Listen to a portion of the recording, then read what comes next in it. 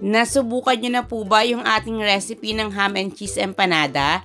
Ngayon po magdadagdag tayo ng flavor niyan. Gagawa naman po tayo ng ating tuna empanada. Still, napaka-flaky pa rin po ng skin at napakasarap.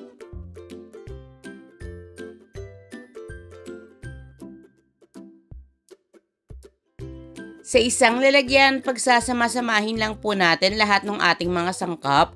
Dito po gagawa tayo ng dough pero hindi na po natin kailangan pang masahin.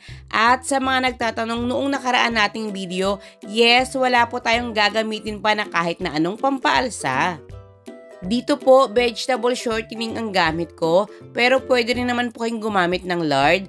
Pwede rin ang butter or margarine. Pwede rin pong mantika. May kaunting difference lang po sa pinaka-outcome ng ating dough.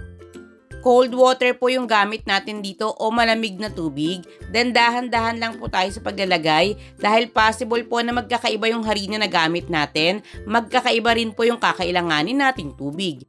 Basta ang dapat po na maging outcome ay hindi po masyadong basa pero hindi naman po masyadong dry.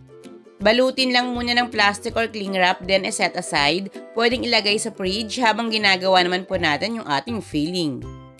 Over medium heat, mag-isa lang po tayo ng bawang at sibuyas.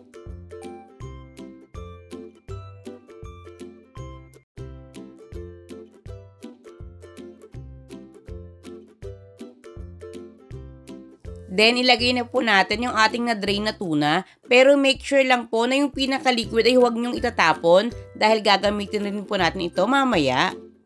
Sa pinaka-flavor po ng ating canned tuna ay nakadepende na po ito sa inyo. Dito po ang gamit ko ay hot and spicy. Then gisahin lang po natin ito ng nasa 3 minutes. After nyan, ilagay na po natin yung ating gulay. Ang gamit ko po rito ay nabibili na po natin sa supermarket na mixed vegetables. 500 grams po ito. Kung ayaw nyo naman pong ito yung inyong gamitin, pwede po kayong maggayat mismo ng mga gulay. Depende na po sa inyo kung anong gulay inyong gagamitin. Basta sa dami po nito, maka 500 grams rin po kayo.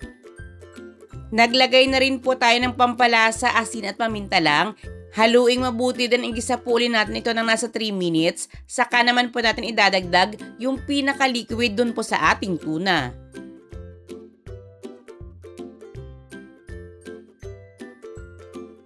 Maghahalo rin po tayo ng slurry. Compose lang naman po ito ng kaunting cornstarch na tinunaw po natin sa tubig.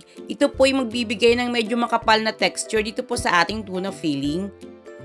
Para naman po kapag nasa loob na po ito ng ating empanada, hindi po ito basta-basta naghihiwalay. Lutuin na lang po ng mga nasa 3 minutes at ready to use na po itong ating tuna filling. Ngayon ay ready na po itong ating dough, ganun na rin po yung ating palaman. Optional lang po ito pero syempre pag nagdagdag tayo ng sangkap, masasarap. Nag-slice rin po ako ng keso. Mag-beat lang din po ng isang pirasong itlog, pang sarap po natin sa pinaka-edges ng atin pong empanada. Sa magiging laki naman po ng inyong empanada ay nakadepende na po ito sa inyo. Dito po sa ating recipe, makakagawa po ako ng 13 pieces. Pangalawa po, doon sa laki ng empanada molder yung aking gagawin. Yung atin nga po palang nilutong tuna filling ay para po sa dalawang batch ng ating dough recipe. Sa bandang dulo po nitong ating video, maglalagay po ako ng full costing para magka-idea kayo. Pero doon po ang ilalagay ko ay yung pang-dalawahang batch or yung pang-dalawang recipe na po ng ating dough. Nang sa ganon, sakto na po iyon sa gagawin rin po nating filling. Nagpakita lang po kasi ako ngayon sa inyo ng kaunting recipe para po sa ating dough. Nang sa ganon, sa mga gusto lang pong sumubok nito, kung gusto niya naman po na yung ating palaman ay sasapat para sa isang batch nitong ating dough, pwede naman pong hatiin nyo na lang po lahat ng aking mga ibinigay na sangkap para po sa ating pinaka-tuna filling. At kung may ibang pamamaraan din po kayo kung paano po magbalot nitong ating empanada, nakadepende na po ito sa inyo.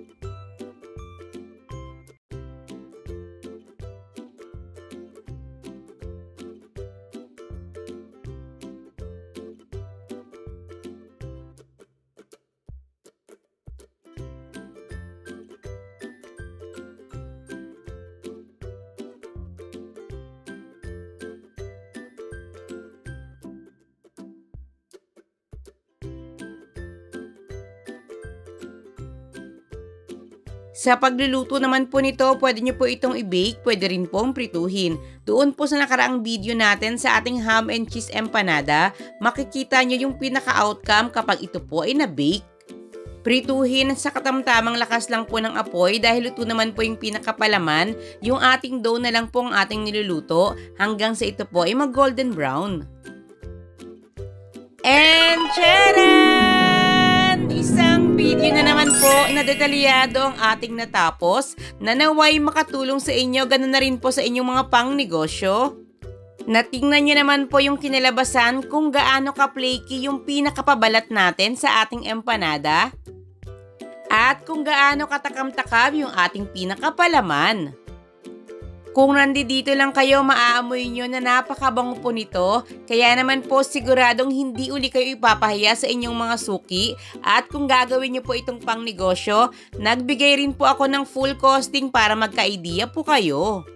Kung gusto nyo pa pong mag-request ng iba pang flavor ng ating empanada, just comment down below.